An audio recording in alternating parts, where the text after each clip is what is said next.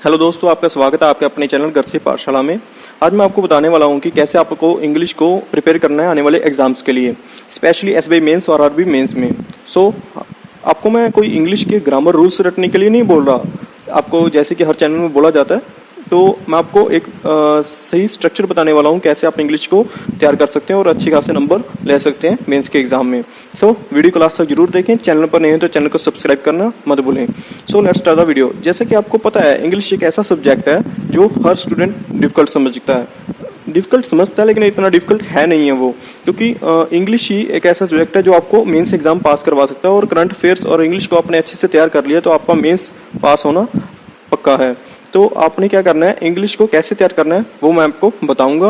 और आपको सबसे पहले यही बोलूंगा कि आपने इंग्लिश की ग्रामर रूल्स पर पढ़ने में इतना टाइम वेस्ट नहीं करना है। अगर आप बेसिक इसको करना चाहें तो कर लें, लेकिन आपको मेरी यही एडवाइस रहेगी कि आपको ग्रामर रूल्स पे ज़्यादा टाइम वेस्ट नहीं करना है, क्योंकि ग्रामर रूल्स से जो क्वेश्चन पूछे जाते हैं वो सब ज़्यादा से ज़्यादा 4 या 5 नंबर के क्वेश्चन पूछे जाते हैं हर एग्जाम में। इन 4, 5 या 5 नंबर के लिए स्टूडेंट्स क्या करते हैं, 2-3 घंटे हर डेली वेस्ट करते हैं। लेकिन आपने 2-3 घंटे नहीं लगाना है। आपको अगर बेसिक करना है तो बेसिक कर लें, एक बार करके छोड़ दें। और उसके बाद क्या करना है, आपको रीडिंग पर ध्यान देना है। आपने ग्रामर रूल्स पर इतना ध्यान नहीं देना, जबकि रीडिंग पे ध्यान देना। अगर आपने रीडिंग करना सीख लिया, आपने रीडिंग करना, आपकी रीडिंग अच्छी होगी तो आपको ग्रामर रूल्स को याद करने की जरूरत नहीं। आप वैसे ही बता दोगे कि कहाँ पे कौन सा लाइन में गलत है, कौन सी लाइन में ग्रामर मिस्टेक है। आपने रीडिंग कहाँ से करनी है वो आपको मैं बताने वाला हूँ। द हिंदू का एडिटोरियल आता है, तो आपने एडिटोरियल को डेली पढ़ना है। 2 एडिटोरियल आपको डेली पढ़ने हैं। अगर आपको इंटरेस्ट नहीं है न्यूज़ वगैरह में तो आप नॉवेल्स भी पढ़ सकते हैं, जिसमें भी आपका इंटरेस्ट हो वो आप कर सकते हैं। तो द हिंदू का एडिटोरियल कैसे पढ़ना है वो मैं आपको बताने वाला हूँ। आपको क्या करना है, एडिटोरियल का जो पेज है उसको ओपन कर लेना और साथ में English to Hindi translator open कर लेना है। जैसे ही आप एडिटोरियल को पढ़ेंगे तो आपको कुछ वर्ड्स का मीनिंग नहीं पता होंगे। शायद जो बिगिनर्स होंगे उनको एडिटोरियल समझ में नहीं आएगा, लेकिन उनको पढ़ना है, उसको ऐसा नहीं है छोड़ देना है अगर उनको नहीं समझ आ रहा। तो आपने जो वर्ड्स बार बार पूछे जा रहे हैं उनको मीनिंग जो मैंने बताया था आपको पेज ओपन करने के लिए, इंग्लिश टू हिंदी ट्रांसलेटर, वहां से सर्च करके उनका हिंदी मीनिंग देख लेना है। बट उनको नोट नहीं करना है। अगर आप नोट करेंगे तो आपको बहुत लेंथी लगेगा और बोरिंग लगेगा।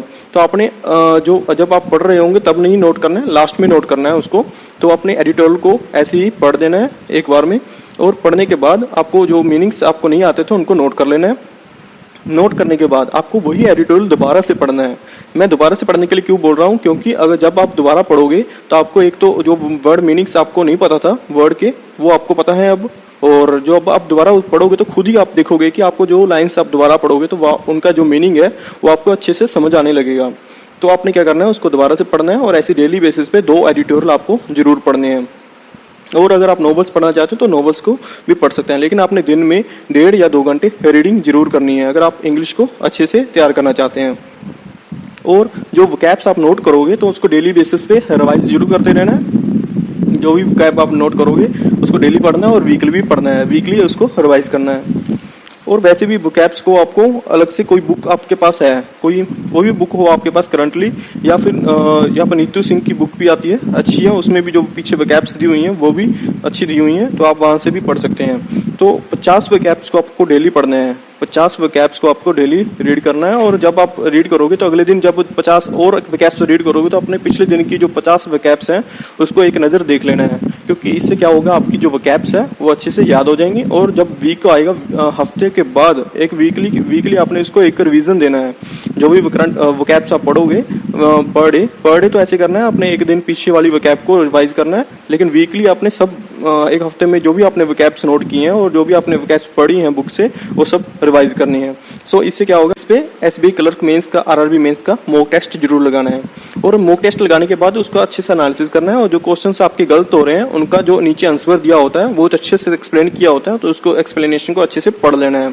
और जो क्वेश्चंस आपने अटेम्प्ट नहीं किए, जो आपसे नहीं हो पाए अटेम्प्ट, तो उनको दोबारा से अटेम्प्ट करना है। और जो पैराग्राफ्स और क्लोज टेस्ट दिए होते हैं उनको अच्छे से दोबारा से पढ़कर उनको लगाना है। और जिन वर्ड्स का आपको मीनिंग नहीं पता था उन वर्ड्स का मीनिंग आपको देख लेना है और इंग्लिश टू ट्रांसलेटर में उसको ट्रांसलेट करके हिंदी में तो आपको उसको नोट कर लेना है। और नोट करके उसको डेली बेसिस पे रिवाइज करना है।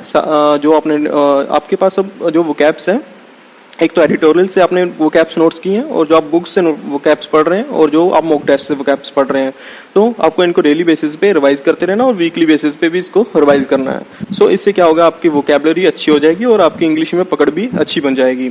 सो ऐसे ही आपने डेली बेसिस पे करते रहना, और जब 8 या 10 मॉक टेस्ट लगा लेंगे और डेली बेसिस पे रीडिंग करते रहेंगे और कैप्स पढ़ते रहेंगे, तो आपको खुद को इंप्रूवमेंट दिखनी शुरू हो जाएगी। 8 या 10 मॉक टेस्ट लगाने के बाद आपके जो मॉक टेस्ट में मार्क्स हैं वो खुद ही बढ़ने शुरू हो जाएंगे, और आपके जब मेंस आएगा तो आप अच्छे से तैयार हो जाएंगे इंग्लिश के सब्जेक्ट के लिए। सो ऐसे ही आपने इसको तैयार करना है। Hopes this video will be helpful for you. So मिलते हैं अगली वीडियो में। Thanks for watching. God bless you.